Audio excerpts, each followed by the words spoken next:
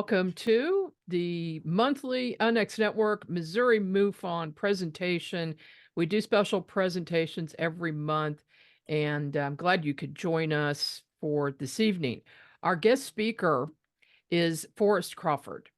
Forrest started his lifelong journey as a UFO UAP investigator at age 10 when he witnessed a saucer-shaped craft land in a farm near Hardin, Illinois. By age 13, he began collecting books on the subject, and at age 18, he gave his first public presentation at the UFO Study Group of Greater St. Louis on propulsion theory and detection methods. He went off to college on a Navy R.O.T.C. scholarship as a physics major. He later got involved as a field investigator for MUFON. He continued as a state section director, assistant state director, and ultimately as MUFON State Director of Illinois, where he served for 11 years. Forrest was also appointed to the MUFON staff position of computer specialist, where he created the first computer database to collect and analyze MUFON's vast UFO reports and data. He also served as the Midwest director of the Center for Crop Circle Studies. He's an award-winning certified hypnotherapist and has worked with many experiencers to help them better understand and remember their close encounters.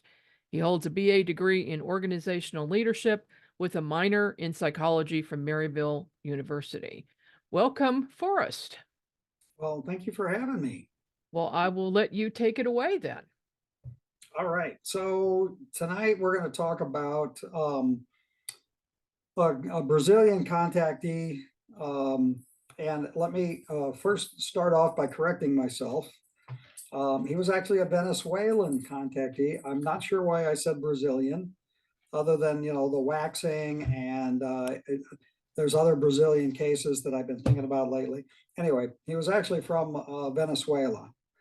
And this is the second coolest case that I've investigated. The first coolest one I spoke at the conference last year.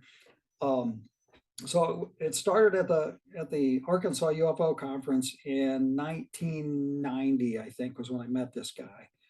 And myself and Tom Stoltz, he was the state director of Illinois MUFON at the time. I was the assistant state director. He was down at the conference, and someone introduced Tom to this guy. And I'm going to call him Mr. Benjamin or Brent Benjamin. That was just the tag name we gave him to hide his real identity. Introduced Tom to this guy. He had a conversation with him, and he immediately came over and got me and said, "Come over here. You got to meet this guy." And so we spent a lot of time with him that weekend at the conference, talking about stuff. And his base story was that he's from Venezuela. His parents were involved in the government in Venezuela, and that there was some serious UFO and alien stuff going on. His parents were involved in that. And ultimately, because of that, some faction of the Venezuelan government or some, splinter group or guerrillas or whatever, hunted down and killed his parents. And he was afraid that they were going to come for him. And so he fled to the United States, was staying with an uncle of his, and was going around to some of the UFO conferences and trying to meet some of the researchers to be able to talk to them about what had happened to his parents and what he knew personally. Because excuse me just a minute. There's a tapping sound coming through real loud from your end. Okay, I think I might have been tapping on the desk. I will put my hands down here. So so we spent a bunch of time with him. He shared tons and tons of information with us. He had notebooks on top of notebooks of things that he had written down about all the different things that he knew about government projects, about alien races and technology. So I'm gonna hold this stack of stuff up. I don't have any visuals tonight other than I'll show you a couple of things, but if you can see, this is just my file, and most of this is copies of stuff that he gave us. That's just pages and pages of information about everything you can imagine. And so he was explaining all this kind of stuff to us, and ultimately, Tom Stoltz invited him to come to Chicago, where Tom lived, and to spend some time with him there so that we could dig into all this stuff further. And so he went and he lived with Tom for a better part of a year. Tom hosted him. He stayed there every day. And I went up there a few times to be part of the investigation. And Tom and his wife Judy and some of the people in Chicago MUFON worked with this guy basically on a weekly basis. So I'm going to tell you a few of the things that Tom shared with me that I didn't witness personally, so they're secondhand. But I will tell you the things that I experienced personally whenever I was up there with this guy. He was a very interesting character in that he seemed to know an awful lot about a lot of things, and we later found out from the late great Wendell Stevens that because Wendell had spent some time with this guy also, and Wendell told us that he has an eidetic memory. He has a full-on photographic memory. He can read a book and he'll remember everything in that book page by page. And he sat in Wendell Stevens' library, if you can imagine Wendell Stevens' library, for months and just went through all of Wendell Stevens' book. And all of that stuff was in his head. And we were even able to verify that. One of the trips that I was up there, we went to a bookstore to get some books. And we were looking through some UFO books in the bookstore, and something's caught my eye that was exactly something that he had said out of either one of our conversations or one of these manuscripts that he had given us or whatever. And we got the book and we took it back and we showed him the cover and we opened it to random pages and said, "What's on page 69, paragraph 2?" And he would just recite it. Okay. Like I've never met anybody that actually had that kind of memory before. It was incredible. So that also makes it a little hard to investigate what he's telling us, whether it was just regurgitating things that he read elsewhere or not. But so when I was up there, we had lengthy conversations with him about a lot of stuff, and we were talking sort of about physiology of different aliens, and he says, "Oh, by the way, if anything happens, do not under any circumstances take me to the hospital." And we're like, "Why not? What if we need to?" And he goes, "No, don't do it, period. Don't do it." And we're like, "Why?" And he said, "Because they'll be able to figure out what I am." That's what he answered. We're like, "What are you?" And he says, "Well, my physiology is different." And I go, "Different how?" Now, I used to be a medical first responder as part of my job, the company that I worked at. And so I know how to examine a person, get their vitals and all that kind of stuff. And he says, "Well, listen to my chest and you'll know what I'm talking about." And so I listened to his chest, and he had 2 distinct heartbeats, not one with an echo, but 2 distinct heartbeats, one in the normal place and another one that was much faster on the lower right side of his body, I guess sort of like where you might think that your liver is, like at the bottom of your rib cage. You could hear both of them beating, or you could hear one or the other depending on where you were listening. And I was like, "Okay, well, that's weird. You've got 2 heartbeats." And he goes, "Exactly. If a doctor hears that," he says, "they're not going to let me out of the hospital. They're going to call somebody and they're going to come and get me, take me away. So do not take me to the hospital." So that's kind of the start of the weird. It's like, okay, uh, how do you have 2 hearts? Okay, well, obviously the implications are that he wasn't completely human. Okay. So he apparently he had a lot of contact experiences with the aliens like his parents did. And they continued to communicate with him. And he basically said, "I can talk to him anytime I want." And we said, "Well, can we talk to him?" And he goes, "Sure." He goes, we can carry on a conversation through me. And we go like, "Well, we'd love to do that."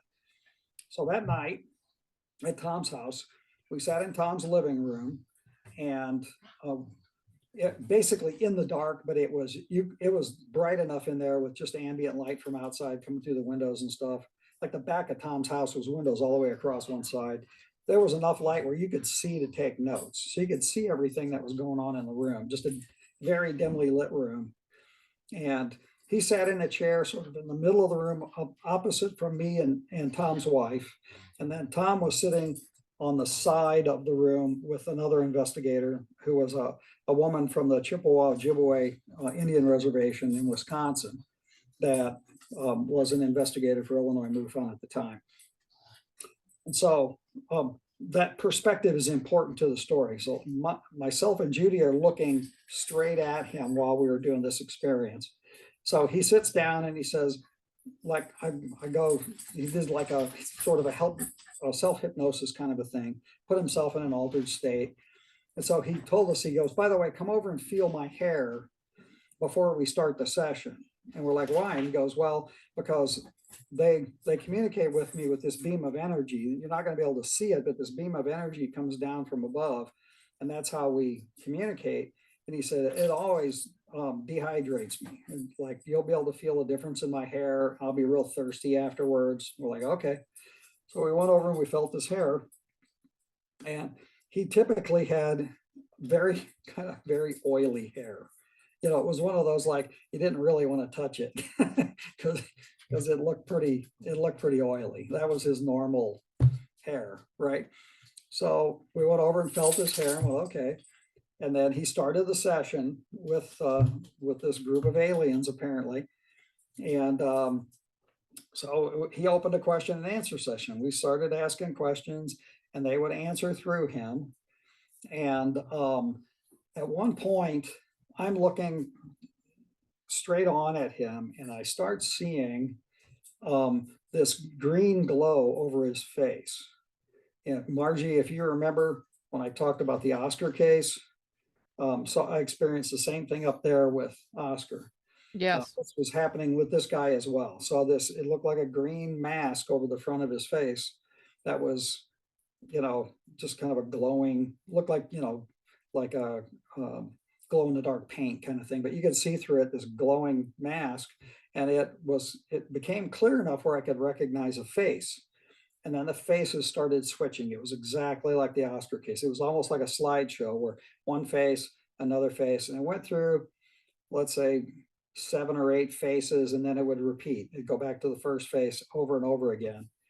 And apparently this was the appearance of the crew that was in the ship that was talking through him to us. So I like nudged Judy and I go, Judy, are you seeing that?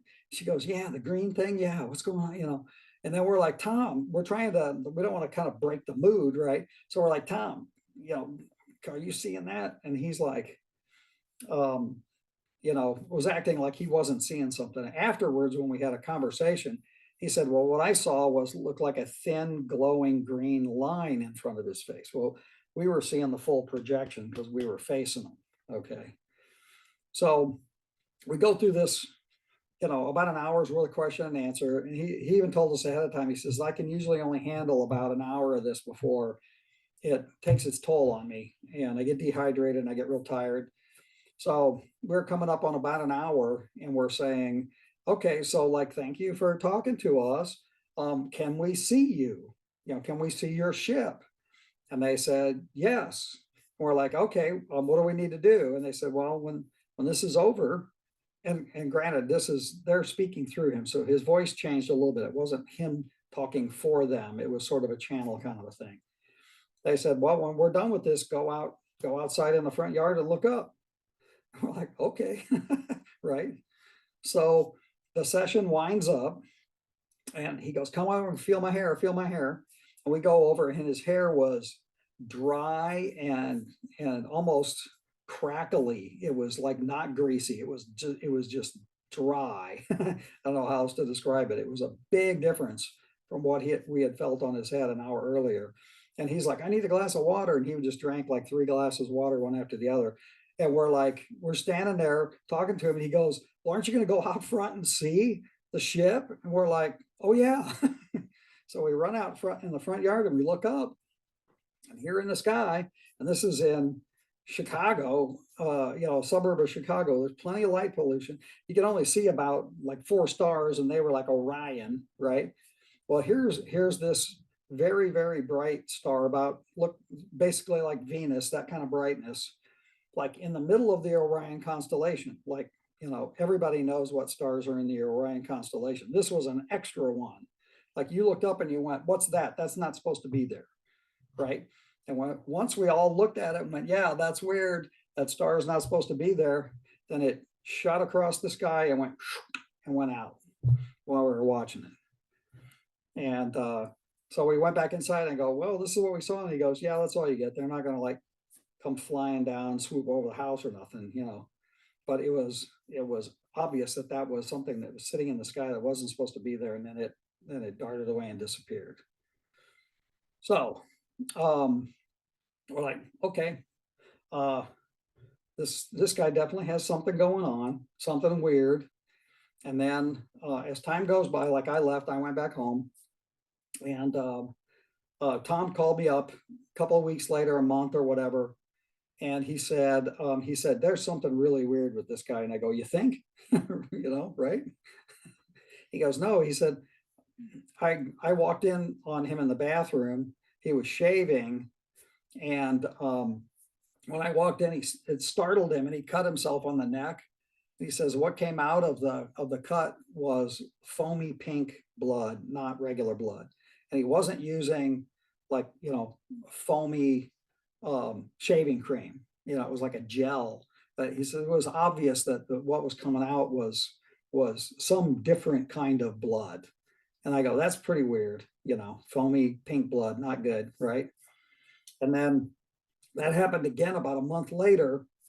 And Tom, well, the other thing about this guy he was from Venezuela, so he was dark complected, he had dark hair, but he had these piercing blue eyes, and you know, just made him really look kind of scary, you know, because it was so striking. And Tom walked into the bathroom to tell him something, and he was putting contacts in his eye, and they were blue contacts, and he was putting contact in his eye. And Tom clearly saw that his pupil was a slit pupil, it looked like a cat's eye.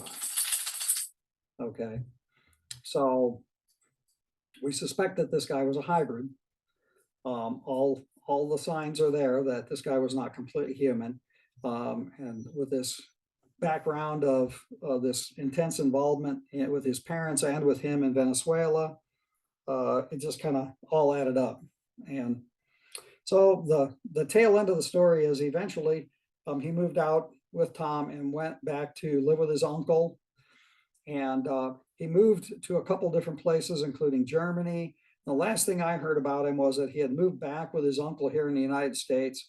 And then the authorities came and got him and arrested him and deported him back to Venezuela. And that was the last we heard of the guy. That would have been late 90s, I guess. So you never know who you're going to run into at a UFO conference, right? A hybrid alien with, you know, some very, very strange background, some very strange connections. So that's my story. I'm sticking with it. So, Of course, yeah. you had some drawings that you showed me Oh, yeah. earlier. Yeah. Thank you for reminding me. Let me hold a couple of those up. They're very interesting. He told us about like this material that I've got. One interesting thing was early on, he made us sign a non-release document so that we could use this for our own, but we couldn't publish it or you know, disseminate it, that kind of thing. And so I've never really copied this and sent it far and wide. I've had a few people look at it, and find a good one. Okay, let's see. So some of this stuff has this kind of detail in it. He told us a lot about sort of alien pharmaceuticals. So some of this contains pharmaceuticals that we know of, that we use, and then some of these show compounds. You can see that. Hang on, trying to get the light.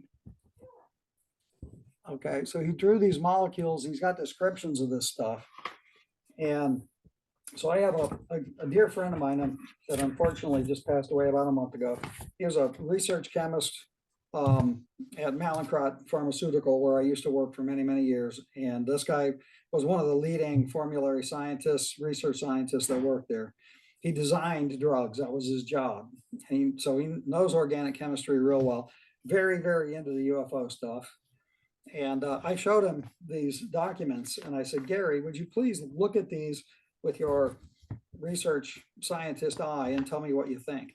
And he came back and he looked at these and he says, well, some of these compounds, as far as he knew, didn't exist. That was his job, was to know what was out there, right?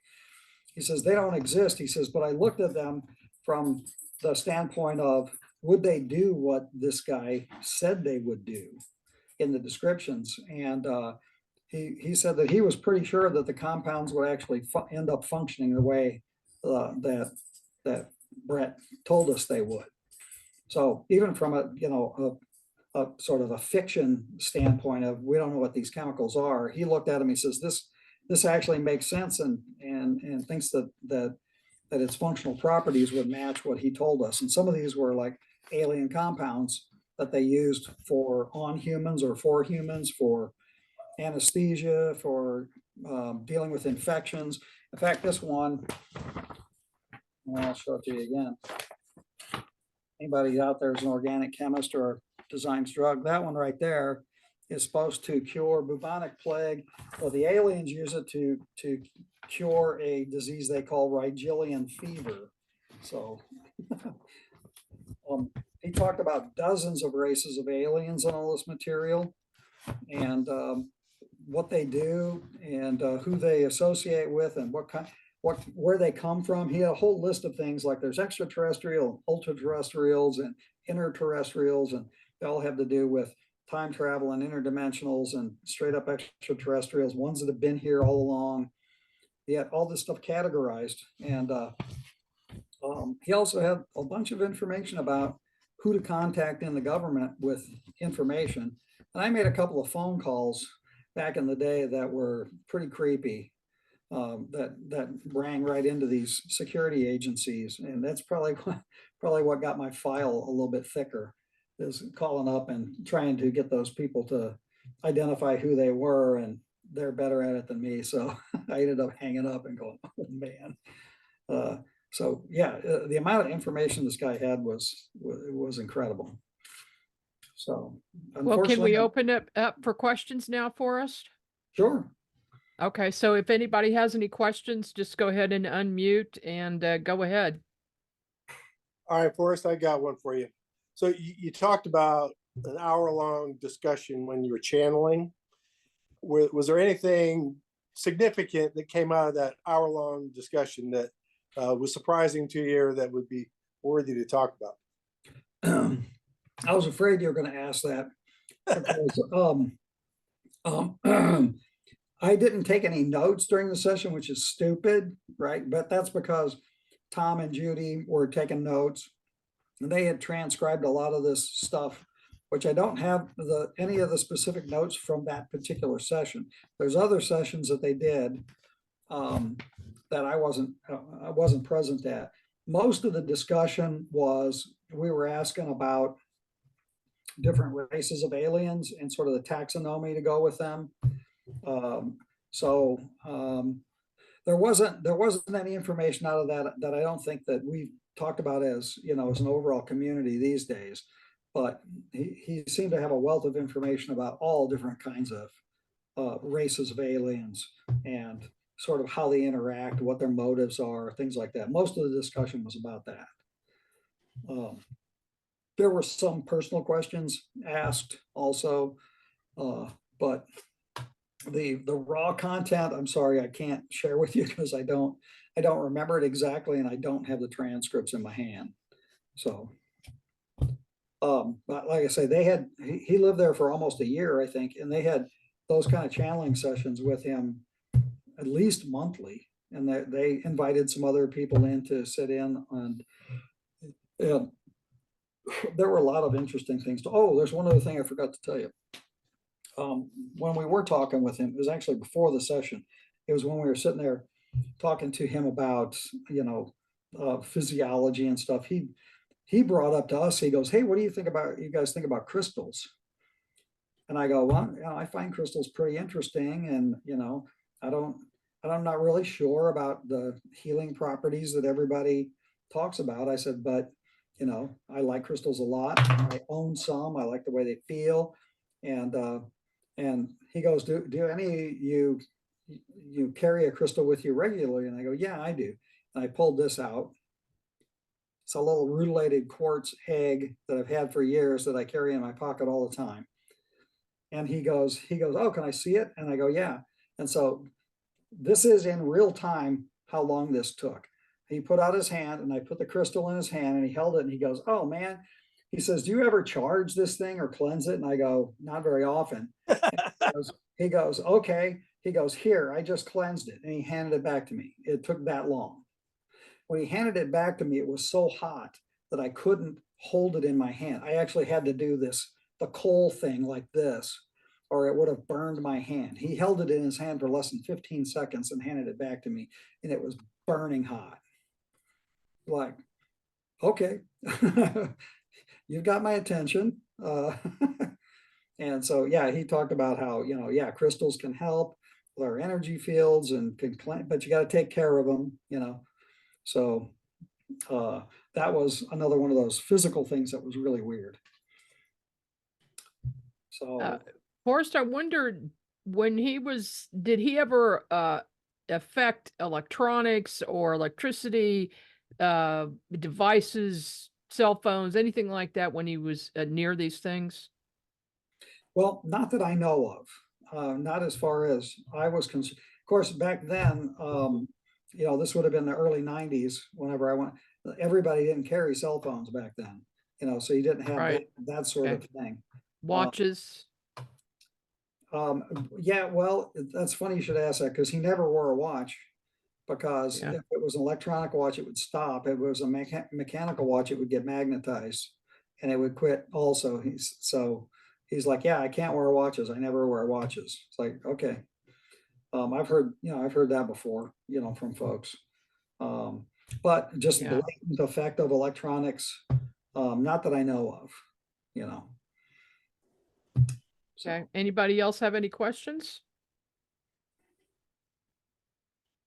Has anybody else ever run into a hybrid like that? I've seen a few. Yeah, I think that slit pupils, pink foam blood, and 2 heartbeats probably puts you in a different category, right?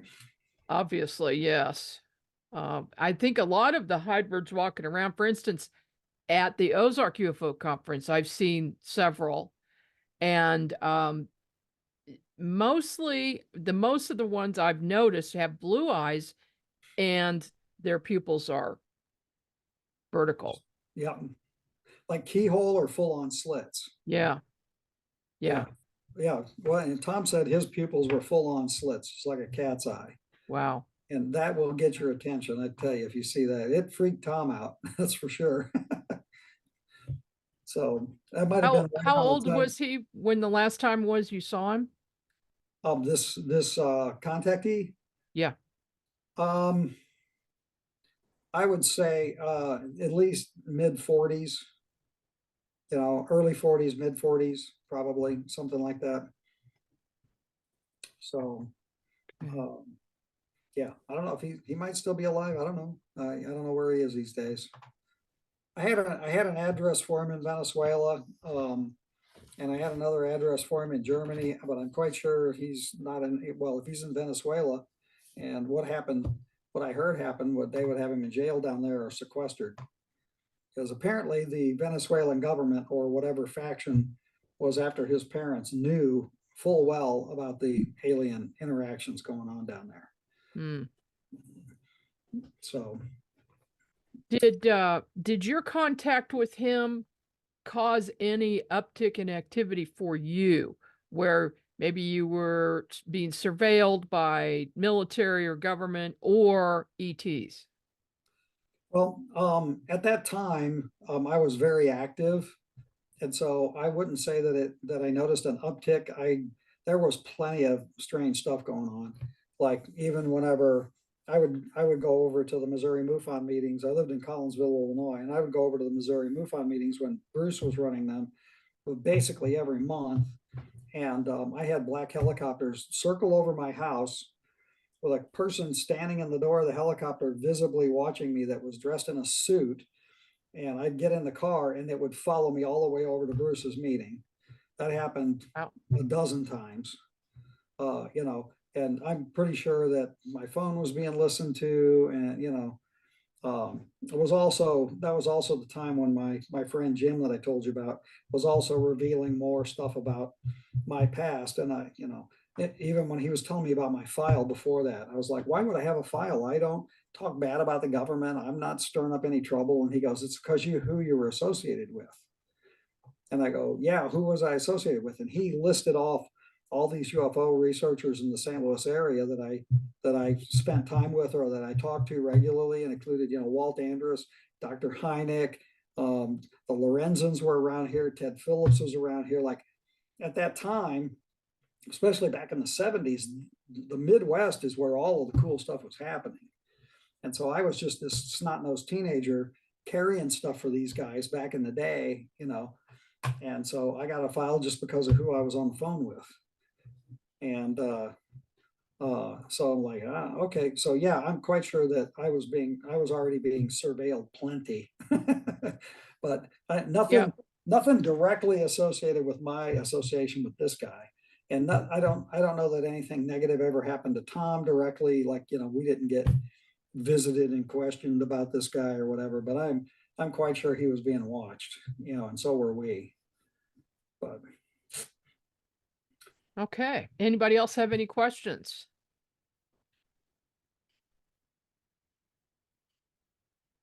Everybody's quiet tonight.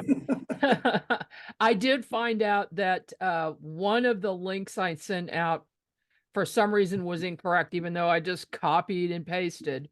So since this is recorded, we'll make this available to everybody later on.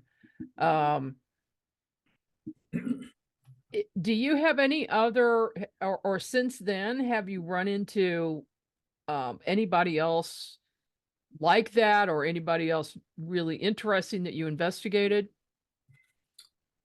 Well, going along the vein of a hybrid, there is another story I'll tell you about. And people that I sort of know in the field that used to come out to the MUFON meetings in Illinois when I was running those back in the day or whatever, they're far more excited about this story than I am, but I'll tell it to you and you can make of it what you want. So I used to live in Collinsville, Illinois, and there was a Ponderosa Bonanza. It went back and forth between the two in Collinsville. I used to go down there and eat with some frequency. Went in there one night, got my food, went over and sat down at the table with my family. And right next to us, like, so I'm sitting here, so it would have been the table immediately to my left. There's a little aisle and then a table. There was a family sitting there. There was a mom, I'm suspecting grandma, 3 kids. One was a baby, and then 2 adolescent children. And the baby was sitting in a stroller just 3 feet away from him, like in between our 2 tables, just sitting right there. And the mother was talking to what I surmise was her mother. Okay. And at one point, this baby raises its hands up, and the baby has 3 fingers on one hand. Okay. And not like 3 fingers and a little button, you know, like a birth defect kind of thing. It was 3 fingers. There was no 4th bone on the side of this baby's hand reaching for a pacifier or whatever. And I was like, the baby's only got 3 fingers on that hand. Okay. Well, then, so that's not enough to fully get my attention, but it's a little weird, right? So then the mother starts talking like this to her mom, using her hands talking to her mom. And she has 3 fingers on one hand, no 4th bone, 3-fingered hand. Okay. Same hand as the baby. I'm like, all right, now I'm paying attention, right? So on the other side of her sat one of her children. I'm assuming it was one of her children, but the baby was very, very pale, wispy blonde hair, actually wispy white hair. You can see the veins under the skin of this kid. There was so little pigment. The kid was extremely pale. The mother looked basically the same, white hair, looked to be in her mid-30s, very, very pale, blue eyes. And then sitting next to her was a kid that was very Polynesian looking.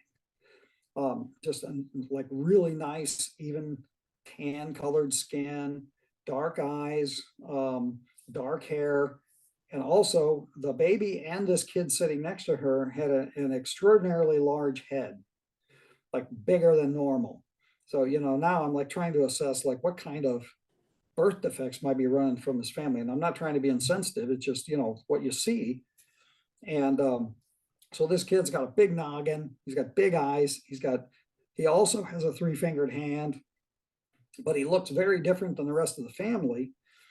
And so then at one point, the third child and the sort of Polynesian looking child looked to be maybe 10, 11, 12. And then past them was another child that leaned forward and got in on the conversation. And this kid had a very large head, hardly any hair on it, wispy white hair, large eyes, small features, and both of that kid's hands were 3-fingered hands. And so now at this point, my heart starts going. I'm like,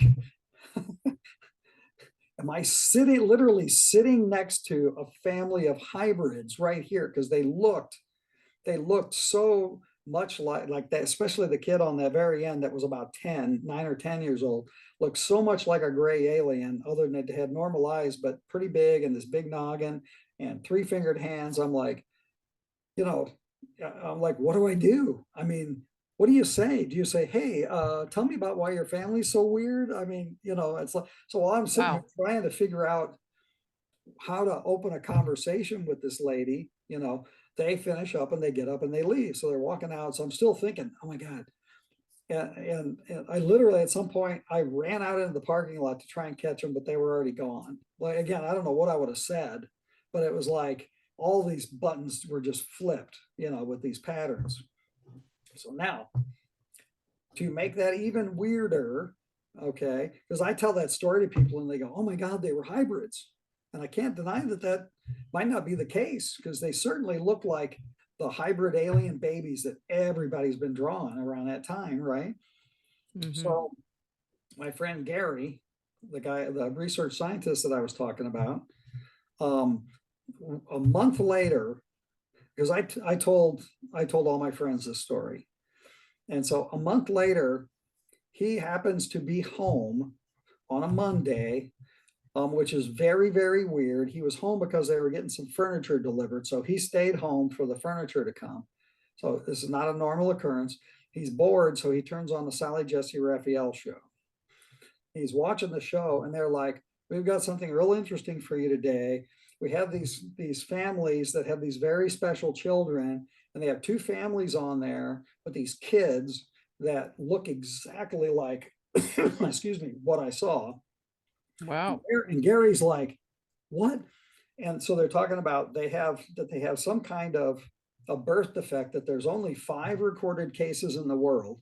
They don't know what it is and they don't know what causes it. But what makes it unique is that these children are infinitely more intelligent than your average child. Because usually if you have some kind of, genetic birth defects or whatever, a lot of times it's diminished intelligence. They said these kids are testing off of the charts. They're like super smart kids. And they had 2 of those kids on the show, and they were talking to them and talking to the parents. And my friend Gary's like, I can't, what are the chances that he would be home and that he would turn on that stupid show and see hybrid children on that show? Wow. Yeah. So, yes, I guess I have seen potentially other hybrids, other than trying to. We play 2 games at UFO conferences. We play 2 games. One is Spot the Spook, because there's always some government people there to see what we're up to. Yes. And 2 is Spot the Aliens. That one's a little harder usually. Spot the Spook's pretty easy. Yeah, any UFO conference, they're both going to be there, right? Right. Of course, I got one more for you. So when we're talking about what people look like and that kind of thing, if we go back to that regression experience with the green glow, did they look like people, or did they look like creatures, or did they look like hybrids? Oh, that's a great question. They looked like people. They looked as human in every way. And there were male faces and female faces in the mix. Like I say, if I saw one of them in person, I go, oh, I saw you projected over Benjamin's face. I mean, it was clear enough to identify who they were, you know, and that they were male or female. I could tell what age they were, you know, or, you know, guess, you know, what age they might be. It was that clear. And it, like I say, it was like a slideshow that was flipping over his face while they were talking through him. So it was, and again, it's the second You're time that I've probably familiar. experienced it. Go ahead. You're probably familiar with Dr. Terry Nolan talking about this thing at the base of your brain that will allow some people to see things and others to not. Do you have any speculation about the green line thing versus the whole face experience? Well, in the case where I think it was, you know, perspective, we were looking straight at him like I'm looking straight at you right now, and I could see the full face. Tom was over to the side, over here to the side, looking from a 90-degree angle, and all he saw was like a fuzzy green glow. So it's the same thing as like if you're looking at a screen straight on, you're going to see the show. And if you're looking at the screen edge on, you're just going to see like some glowing light. It was like that. It seemed very much like a projection of some kind. Where it was coming from, I have no idea. It certainly wasn't coming from anywhere in the room. There wasn't some hidden projector. It would have had to have been right behind Judy and I. And there was nothing like that. It just appeared in front of his face. And then the other case, the most interesting case I had was the Oscar case that I talked about last year. Had the same thing happen whenever I was up. Myself and a couple of other researchers were up having a conversation with him.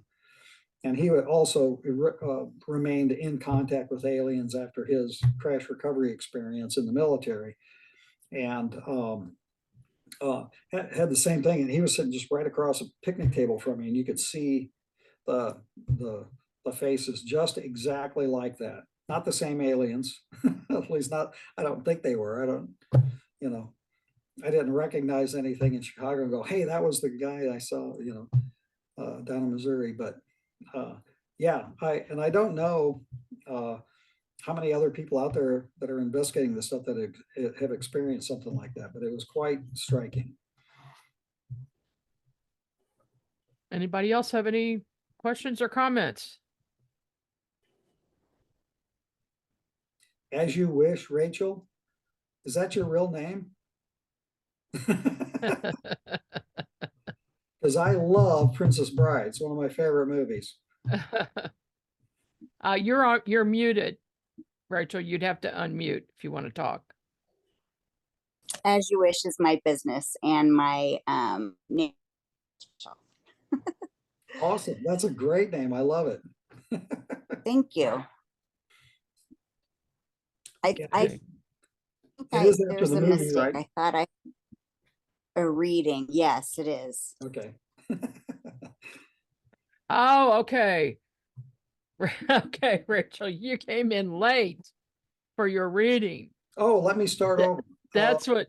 No. This was totally separate. This was me doing a private reading. So we'll have to talk later about this. We'll have to reschedule. Okay.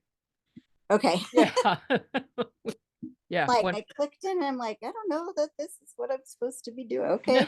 You can stick around. We're talking about weird stuff, you know. Well, It's all yeah, good. you got a little extra tonight. Forrest, I wonder if you would mind telling about the first time you saw a UFO. I don't mind at all. Yeah. But I will ask you to put a pillow on your desk because it's pounding. What I'm doing is I'm sitting here, I'm just like tapping my hand and the microphone's on the desk. Yes. Sit on your hands. All right. Go All ahead. Right, I'll do that. All right. I can't help but talk with my hands. And that's the shame of, I got a halfway decent microphone plugged into the computer just for things like this, but yeah, I didn't remember how good it was. So yeah, how I got started in this really was when I was 10 years old. My best friend and I and his parents were at an all-day barbecue up just in Hardin, Illinois, on the river up there. His uncle had a clubhouse up there, and we were up there, you know, barbecuing, playing in the river, shooting our BB guns, that kind of, you know, kid having summer outing. And on the way home from that, it was dark. I'm guessing it was probably around 11 or 12 o'clock at night. We're headed back to Granite City, Illinois, where I lived. And we start seeing this glow. It was just sort of a pale yellow glow, like, off the road, not very far away, moving around. We couldn't see what was causing it because it was like sort of over little hills or behind some trees. We'd drive around the windy country road and it would go away and then it would show up again. And finally, we came around a turn in the road, and whatever it was sitting in this farm field right next to the road, and it wasn't moving. So my friend's dad, we had even been joking around, like, what is that? Is it a truck with yellow driving lights or, but it was odd enough that my friend's dad ultimately pulled over to the side of the road and said, get out and see what that is. And so my best friend and I and his mom were in the back seat, and I was on the right side, opened the door, and I started climbing out. I like literally stood on the door handle to make me tall enough to see. There was a little like berm on the road side of the field that I think was there to like protect the field from like springtime flooding. It was just like a tiny little levee that was maybe 4 or 5 feet tall. So as I climbed up on the door, it made me tall enough to see over the top of the levee into the field. And what I saw was a flying saucer. There's no other way to describe it. It was a metallic disc-shaped craft, approximately 30 to 35 feet in diameter. It was hovering above the ground about 15 feet. It was maybe 15 feet thick. It kind of looked like the Pizza Hut logo, if you will. Actually, I can show you a picture while I'm telling the story. There was a guy in Texas, I think this last year, I don't know all the details on this, that took a picture of this thing flying over a field in broad daylight. And when I saw it, I'm like, holy crap, that's what I saw when I was a kid. So I'll find that picture while I'm telling you a story. But it was hovering. And while I watched it, landing gear came out of the bottom and it set down on the ground. And it was making this real cool, like wood, like a UFO sound, just what you'd expect. And so at that point, my friend's dad was getting out of the car and he looked over and saw it. And my best friend and his mom also had seen it land along with me, and it scared the bejesus out of his dad. Like, I'd never seen an adult this afraid to this day. He screamed for us to get back in the car, and he took off down this country road, just screeching the tires, getting away as fast as he could. And to his dying day, he would never let anybody ever bring up or talk about that UFO sighting. It scared him so bad. So let's see if I can hold this up to the camera. That's what it looked like. Had the little short antenna. It was exactly like that. Okay. That looks a little bit like the Billy Meyer UFOs. It does. Yeah, it does a lot. It looks it looks a lot like the scout craft, Yeah. Yeah. So that's what got me started. Because even at 10 years old, I could look at that and go, you know what, that's not from around here. And so I started getting interested in all things paranormal at that point, particularly UFO stuff. I started cutting lawns when I was, doing odd jobs and stuff when I was 13. I spent all the money to buy UFO books. And at the time, that was the boom of the paperback. By the time I was 18, I had a collection of 500 books on the subject. And I literally went away to college to be a physicist to try and figure out how these things fly. That's what I wanted to do. And as life is, you take many different paths, but that's what got me started. Later, much later in life, I found out that I probably had experiences prior to that, because I had memories of telling my mom stuff like, if you guys are Star Trek fans, do you remember the Corbomite maneuver episode? It's where the Starship Enterprise runs into this little sort of like crystalline looking ship or whatever, and it traps them and they can't get away. So they're trying to communicate with it, and they bring up this alien being, like on the view screen when they're trying to talk to him, and it's real scary. Hang on, I'll pull that up too.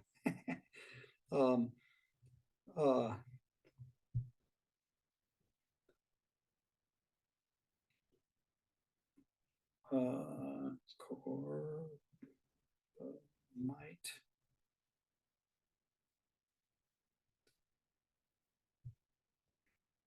And so when I was a kid, I watched all these science fiction shows. And that particular episode scared me really, really bad. I wanted to sleep with my mom, and she was mad because she's like, I'm not going to let you watch those science fiction shows anymore because you get all scared. Yeah. Okay. And so when she asked me why are you so afraid of that episode, and this was the alien that showed up on the view screen whenever they tried to communicate with the ship, looked like this. Yikes. Okay. And but when they beamed over, it was actually Ron Howard's little brother as a baby, or as like a young kid that was the alien, and he was just messing with him. So my mom was like, why are you so afraid of that? And I go, because that guy looks like the beings that come through my wall at night in my bedroom. I didn't even remember that until later. Later. Oh, wow. It's like, oh crap. Okay. So yeah, apparently stuff's been going on with me my whole life. And the stuff that happened that day up by Hardin, Illinois with that UFO landing was just sort of the tip of the iceberg. So My goodness. Well, you've had quite an interesting life, Forrest, to say the least. that's an understatement. Well, and thank you so much for sharing all of this with us tonight. We really appreciate it. You're welcome. It's like I told you, Margie, I got a million stories and they're all true mostly. Well, I have to just say- want to know when your book is going to be finished. Oh, geez. People have been asking me that for many, many years. And I don't know how to answer that. I guess I would like to write a book before I die. I have written down all these stories. So, sort of remember to tell this and tell that. And one of these days I might actually start writing. Okay. Yeah. I'm going to hold you to that, that you might possibly start writing. Well, the good news is I'm getting old enough now where I'm starting to think about, like, wow, I want my kids to know all this stuff before I die. So how am I going to tell them? And that's one way. I don't know. One of the reasons I've never written a book is because I find most UFO books pretty boring, because they're just like, oh, I investigated this case and that's what happened. I investigated that case. That's what happened. That's like pretty boring. So it's like, I've always wanted to tell the story, in a more interesting way. And I just never have really figured out the best way to do that. So it might end up being like one of the old Frank Edwards books where the whole thing is just a whole bunch of short stories. I don't know. Okay. Well, let's keep in touch on that. So we'll go ahead and wrap things up for tonight for this session. We appreciate it, Forrest, and we will be in touch. All right. Thank you all. All right. Thanks, everybody, for attending tonight, and watch your email for the next program next month. Bye-bye. Bye, everybody.